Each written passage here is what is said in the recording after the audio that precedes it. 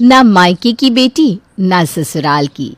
बेटियों का अपना घर कभी हुआ ही नहीं, जिसमें कि बेचारी एक बेटी दो दो घरों को संभालती है, फिर भी बेटे का अपना कहने के लिए एक भी घर नहीं होता।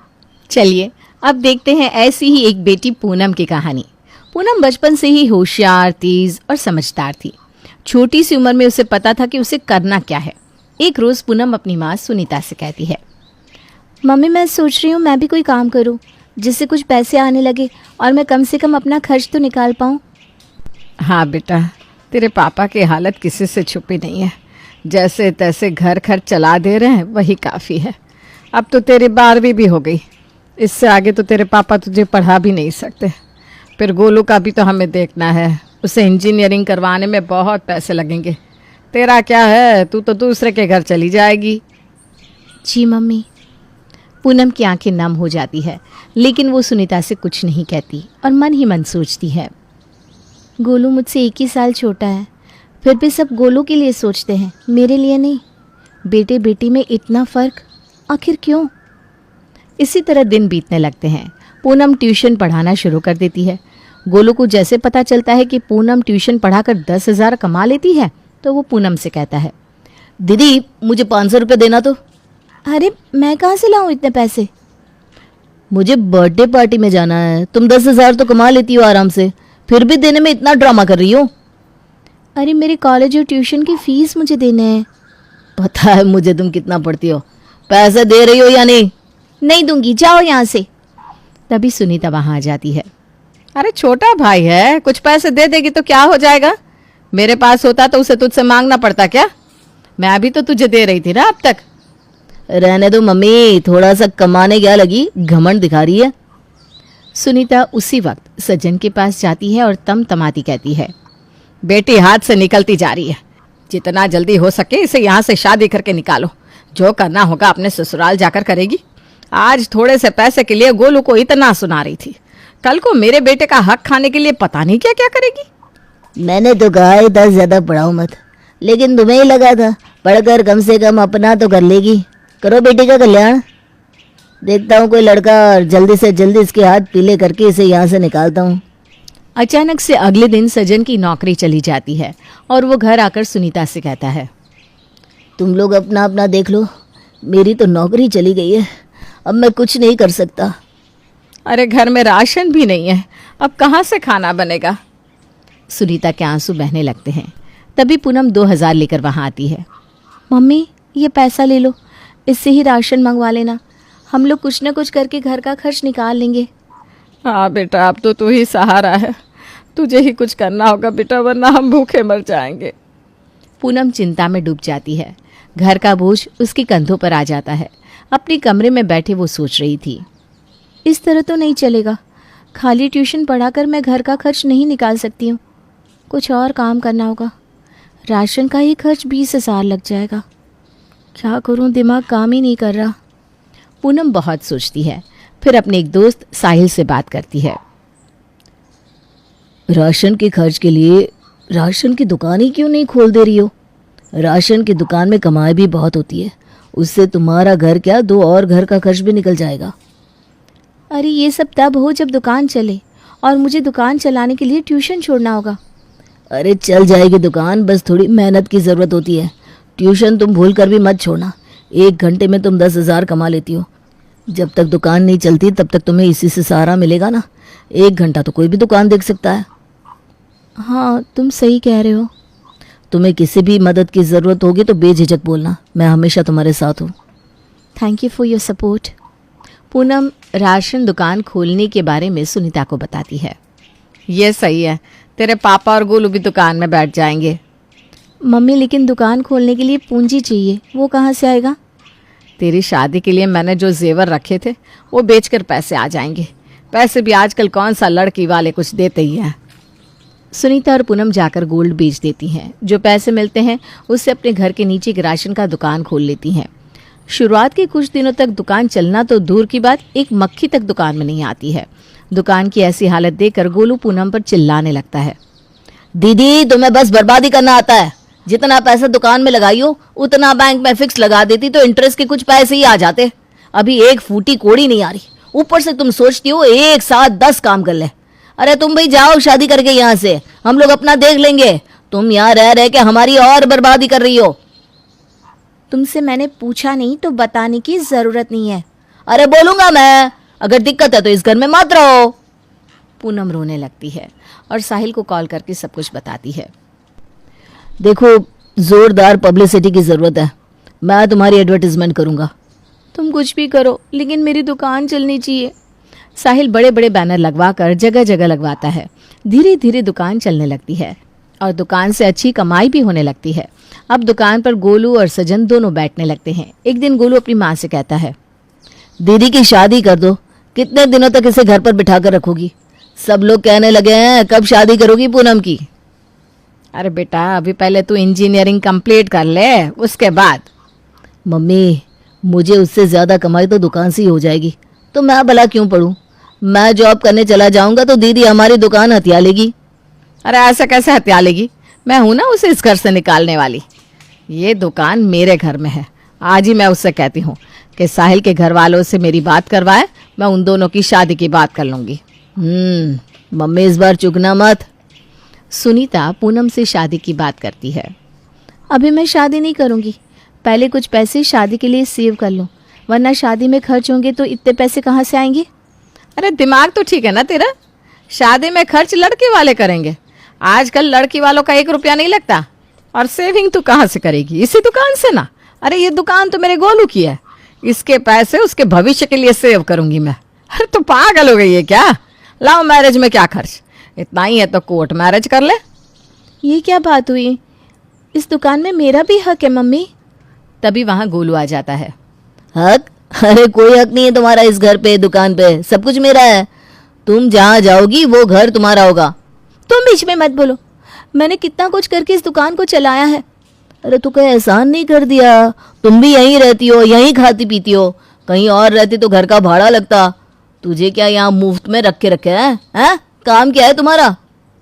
जिस परिवार के लिए पूनम ने इतना कुछ किया, वो परिवार वाले पूनम को इतना कुछ सुनाएंगे, उसने सपने में भी नहीं सोचा था। पूनम को इसकी एक जरा भनक नहीं थी। उसका मन पूरी तरह से टूट जाता है और वो साहिल को कॉल करके सब कुछ बताती है। पूनम, तुम अपने आंसू पोंछो, मैं अभी आ रहा हूँ और हम कोर्ट मैरिज करेंगे। मुझे अब फर्क नहीं पड़ता कौन क्या कहता है। मैंने कभी नहीं सोचा था कि मेरी शादी ऐसे होगी। साहिल और पूनम कोर्ट मैरिज कर लेते हैं। पूनम को ऐसा करता देख उसका पति सजन कहता है, तुम मेरे घर में कतई नहीं आओगी। नाक कटवा दी तुमने मेरी। इतना ही तुम्हें शादी करने का शौक था, मुझे कह देती, मैं करवा देता तुम्हारी शादी। मेरे चेहरे पर काली पोत दी तुमने।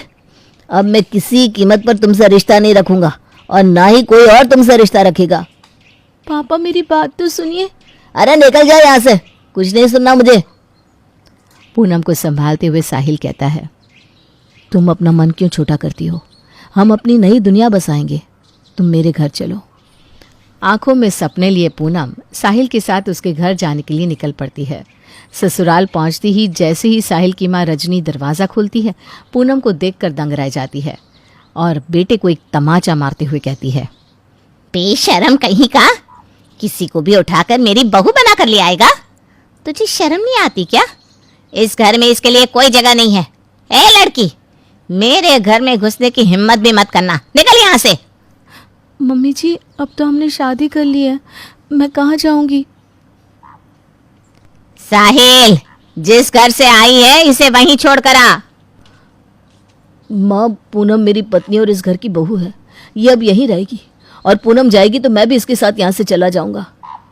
बेटे के मुंह से ऐसा सुनकर रजनी के कान खड़े हो जाते हैं और बेटे के मुंह में कहती है, नहीं, तुम कहीं नहीं जाओगे बेटा, पर ये लड़की मुझे एक आंख पसंद नहीं है। बस तेरी खुशी के लिए मैं इसे इस घर में आने दे रही हूँ, याद रखना। माँ, मुझे चलेगा, तुम बस इसे इस घर में रहने की परमिशन दे दो। पूनम और साहिल घर में आ जाते हैं। रजनी अंदर अंदर कुड़ रही होती है और मन ही मन सोचती है, मैं इस लड़की को निकाल कर रहूंगी, पर मैं निकालूंगी तो साहिल को तकलीफ होगी। अगर ये खुद चली जाए तो सोने पे सुहागा। इधर साहिल बाजार चला जाता है और पूनम अपने कमरे की सफाई कर रही होती है। रजनी उसके कमरे में जाकर कहती है, ये मेरे बेटे का कमरा है, तुम्हें कुछ भी करने की जरूरत नहीं है। तुम यहाँ कुछ दिनों की मेहमान हो। ये मेरे पति का घर है, मैं यहाँ से कहीं नहीं जाने वाली। वो तो वक्त ही बताएगा। रजनी अपने साहिल के सामने तो शरीफ बन जाती और पीछे से पूनम को टॉर्चर करने लगती। अगले दिन सुबह 5 बजे ही रजनी पूनम के कमरे का दरवाजा बजाने लगती है। खुद को इस घर की बहू बताती हो? कौन सी बहू इतनी देर तक सोई रहती है? सूरज सर पर चढ़ आया है, नहा धोकर रसोई में आओ। जी जी मम्मी जी। पूनम झटपट नहाकर रसोई में आती है और रजनी कहती है, तुम मेरे लिए एक नौकरानी हो। मेरे बेटे को पसंद आ गई हो तुम। कुछ दिनों तक तुम्हारे साथ रहकर मन भर जाएगा तो तुम्हें अपनी जिंदगी से निकाल फेंकेगा। सबके लिए चाय बना कर लाओ और नाश्ते में मूंग दाल की कचौड़ी, पनीर सोयाबीन की सब्जी और साथ में खीर बना लो। साहिल के पापा कम मिर्ची खाते तो उनके लिए अलग सब्जी बना देना। जी मम्मी जी। मुझे मम्मी जी नहीं मैडम कहो, समझी? पूनम आंसू बहाने लगती है। लड़की होना इस दुनिया में श्राप है। एक औरत ही दूसरी औरत की दुश्मन बन जाती है। मेरा अपना कहने को कुछ भी नहीं है, न मायका अपना है न ससुराल। पूनम चाय बनाकर सबको देती है, फिर नाश्ता बनाकर देती है। कचौड़ी खाकर रजनी कहती है, इतना बेकार खाना बनाया है कि पूछो मत। एक तो बिना दहेज के तुम्हें इस घर में रखा है, ऊपर से इतना खराब खाना बनाया है। मायके से यही सीख कर आई हो? बेटा साहिल, तुमने क्या देखकर इससे शादी की? इससे अच्छी तो काम वाली होती है। बहू जैसे एक भी लक्षण नहीं है इसमें। माँ लेकिन खाने में कमी क्या है? मुझे तो ठीक लग रहा है। हाँ, तुझे तो लगेगा ही ना। रजनी जी, अब इसे कुछ मत बोलिए। समय के साथ जब इसका मन भर जाएगा तो खुद समझ जाएगा। रजनी और धर्मजी के खाने के बाद साहिल कहता है, पूनम, तुम मेरे पास हो, किसी की बातों का बुरा मत मानो। मैं तुम्हारे साथ हूं ना। तुम साथ हो तभी तो मैं जिंदा हूँ। इसी तरह दिन बीतते जाते हैं। एक रोज साहिल को शहर से बाहर जाना पड़ता है। पूनम, कुछ भी होगा तो मुझे कॉल कर देना। मैं 2 दिन के लिए ऑफिस के काम से जा रहा हूँ। तुम निश्चिंत होकर जाओ, मैं सब संभाल लूंगी। साहिल चला जाता है। रजनी को पूरा मौका मिल जाता है। वो पूरे घर के बर्तन साफ करने के लिए निकालती है। ए काम वाली, सारे बर्तन अच्छे से साफ हो जाने चाहिए। मुझे एक भी जरा भी गंदा नहीं चाहिए। जी मम्मी जी। पूनम बर्तन साफ करने लगती है और साफ करते करते थक जाती है। जैसे ही उसके बर्तन खत्म होने को होते हैं, रजनी और बर्तन निकाल कर देती है।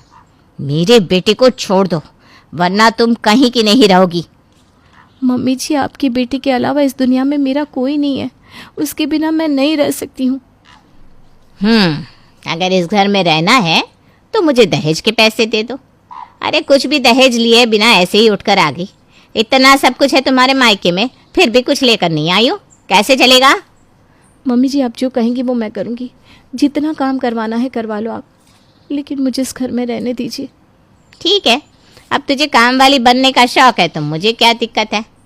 ये सब करके कपड़े आयरन कर देना। जी मम्मी जी। रजनी एक के बाद एक काम पूनम को देती जाती है और पूनम भी बिना कुछ कहे काम करती जाती है। 2 दिन में पूनम की हालत किसी काम वाली से कम नहीं हो जाती। साहिल जब 2 दिन बाद घर लौटता है तब पूनम की हालत देखकर उसके होश उड़ जाते हैं। साहिल को देखते ही पूनम बेहोश होकर गिर जाती है। माँ, मैंने पूनम को तुम्हारी बहू समझकर तुम्हारे पास छोड़ा था, लेकिन तुमने उसे काम वाली बना दिया। अब एक पल के लिए भी मैं यहाँ नहीं रह पाऊंगा।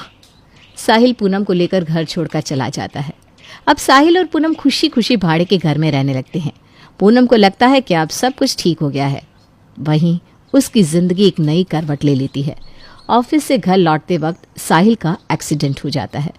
कुछ लोग साहिल को अस्पताल ले जाते हैं और पूनम को फ़ोन करके कहते हैं, आपके पति का एक्सीडेंट हो गया है, आप जल्दी से बगल के अस्पताल आ जाइएगा। हाँ, मैं अभी आ रही हूँ। पूनम रोती हुई भागती हुई अस्पताल जाती है। साहिल के माथे से खून बहता देख पूनम की हालत खराब हो जाती है। डॉक्टर, डॉक्टर प्लीज मेरे पति को बचा लीजिए। आप पहले फीस जमा कर दीजिए, उसके बाद हम आपके पति को हाथ लगा पाएंगे। वैसे भी उनकी हालत बहुत नाजुक है। पूनम रोती हुई बड़बड़ाती है, मेरे पास तो 1 रुपया भी नहीं है। अब क्या करूं मैं? मम्मी के पास जाती हूँ, मुझे मेरे साहिल को बचाना होगा। पूनम भागती हुई अपने मायके जाती है और सुनीता से कहती है, मम्मी, मम्मी मुझे पैसे की सख्त ज़रूरत है। साहिल एडमिट है, उसे बचा लो मम्मी। मेरे पास पैसे कहाँ से आएंगे? मेरे पास जो है सब गोलू के नाम कर दिया है मैंने। जब खुद से शादी की थी तो खुद ही समझो, हमें बोलने के लिए क्यों आई हो? यहाँ बोलने से कोई फायदा नहीं होगा। पूनम बिना कुछ कहे भागती हुई अपने ससुराल जाती है और रजनी से कहती है, मम्मी जी साहिल को बचा लीजिए, आप जैसा कहेंगी मैं वैसा करूँगी। मैं साहिल के इलाज के सारे पैसे तो दे दूंगी, लेकिन तुम्हें उसकी जिंदगी से हमेशा हमेशा के लिए चले जाना होगा। ठीक है, मैं चली जाऊंगी, एक बार उसका इलाज हो जाए बस। पूनम और रजनी अस्पताल जाते हैं। रजनी अस्पताल में पैसे जमा करती है। साहिल का इलाज शुरू होता है। पूनम ऑपरेशन थिएटर के बाहर खड़ी आंसू बहाती हुई अपनी किस्मत को कोस रही थी। भगवान, आपने मेरी किस्मत में क्या लिखा है? मैं कहीं की भी नहीं रही, न मायके की न ससुराल की। कहने को मेरे पास 2 घर हैं, लेकिन रहने के लिए एक घर भी नहीं है। साहिल को होश आ जाता है और दूर से ही उसे देखकर पूनम एक चिट्ठी लिखकर अपनी सास को देती है और कहती है, मम्मी जी, मैं हमेशा के लिए जा रही हूँ, आप ये साहिल को दे देना। हाँ चली जाओ तुम। अब हम अपने बेटे की शादी धूमधाम से किसी पैसे वाले घर में करेंगे। इलाज में जितने पैसे लगे हैं सब हमें मिल जाएंगे, इतना तो दहेज मिलेगा ही। पापा जी, मुझे बोलते हुए शर्म आ रही है। आपके जैसा अधर्मी आदमी मैंने नहीं देखा। नाम धर्म होने से कुछ नहीं होता। आप तो अपने बेटे को दहेज के लिए बेच रहे हैं।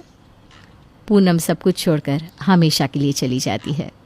For more videos, please like, share and subscribe our channel, Love for Cartoons.